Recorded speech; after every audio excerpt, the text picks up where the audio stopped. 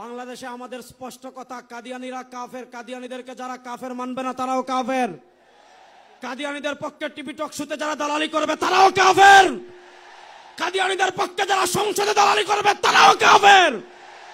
বাংলাদেশের interim government এবং আগামীতে যারা ক্ষমতায় আসবেন তাদেরকে আমরা আজকে সোহরাওয়ার্দী উদ্যান থেকে 1 নম্বর সতর্কতা সংকেত দিচ্ছি। সমুদ্রে যখন ঘূর্ণিঝড় আসে 1 নম্বর সতর্কতা সংকেত প্রথম দে। যারা ক্ষমতায় আসতে চাচ্ছেন, যারা ক্ষমতায় আসেন, আজকে 1 নম্বর সতর্কতা সংকেত নেন।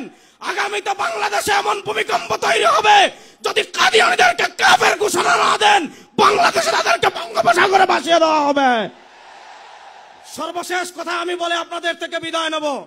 সর্বশেষ একটা কথা বলে আমি আপনাদের থেকে বিদায় নেব। ইনশাআল্লাহ 2024-এর জুলাই আগস্টের গণবিপ্লবের পর ভারতের আধিপত্যবাদকে পরাজিত করেছি। এই বাংলাদেশে ভারতের দালালি চলবে না, আমেরিকার দালালি আর চলবে না।